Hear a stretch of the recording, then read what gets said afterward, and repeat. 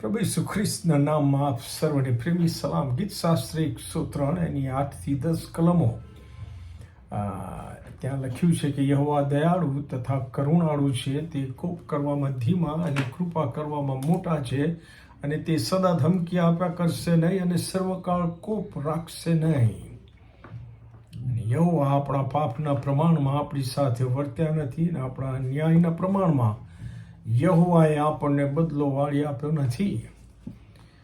ભલે કલમો વિશે આપણે શીખ્યા કે પોતાના અગાધ જ્ઞાન અને ડાપણમાં પોતાના પ્રેમ અને પોતાના ન્યાયપણાને જાળવી રાખવા માટે ત્રિએક ઈશ્વરે પોતે જ ઈસુ ખ્રિસ્તમાં મનુષ્યના પાપની શિક્ષા ભોગવવાની જે યોજના બનાવેલી, તે યશાયા 53:4-6 ભવિષ્યવાણીના રૂપમાં આપણે વાંચી શકીએ છીએ.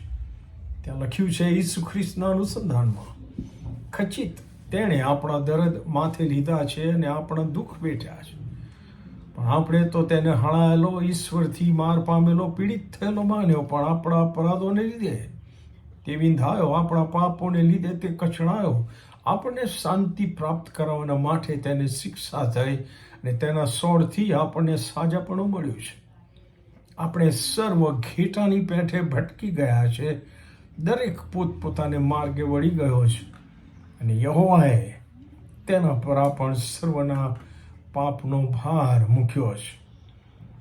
રોમીયોનો પત્ર 5મો અધ્યાય અને એની 6-11 કલમમાં સંત પાઉલ આ જ ભવિષ્ય કથન ઈસુ ખ્રિસ્તમાં કેવી રીતે પૂર્ણ થયું તે જણાવતા લખે છે કે પતિત મનુષ્ય તરીકે આપણે જ્યારે ઈશ્વરના શત્રુ હતા, અધર્મી હતા, અન્યાયી હતા, ભૂંડા હતા, ઈશ્વરની ઈચ્છા પ્રમાણે જીવવાના માટે નિર્બળ હતા, પાપી હતા, ત્યારે ઈસુ ખ્રિસ્ત આપણા પાપની શિક્ષા ભોગવીને આપણે માટે, આપણે બદલે, on behalf of us, instead of us, વધસ્તંભ પર પોતાનું રક્ત વેવડાવીને મરણ પામ્યા અને ત્રીજે દિવસે સજીવન થયા.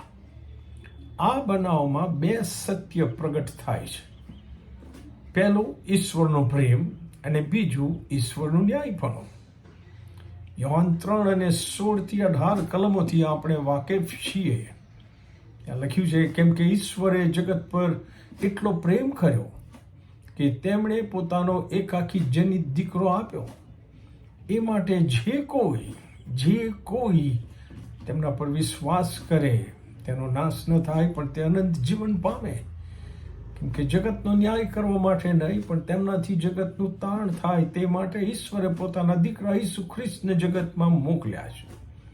અને તેમના પર જે વિશ્વાસ કરે છે તે અપરાધી ઠરતો નથી, પણ જે વિશ્વાસ નથી કરતો તે અપરાધી ઠરી ચૂક્યો છે, કેમ કે ઈશ્વરના એકના એક દીકરાના નામ પર, કામ પર તેણે વિશ્વાસ કર્યો નથી.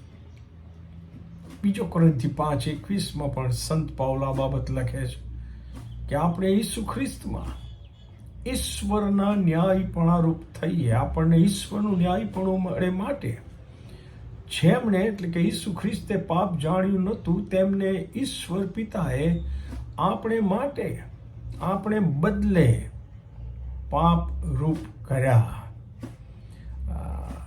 જે મનુષ્ય પાપ કરે તે માર્યો જાય, એ ઈશ્વરના ચુકાદા પ્રમાણે ઈશ્વરે પોતે જ મનુષ્યના પાપની શિક્ષા પોતાના પર લઈને પોતાનો ન્યાયપણું અને મનુષ્ય પરનો પોતાનો પ્રેમ બંને સાબિત કર્યા અને જાળવી રાખ્યા.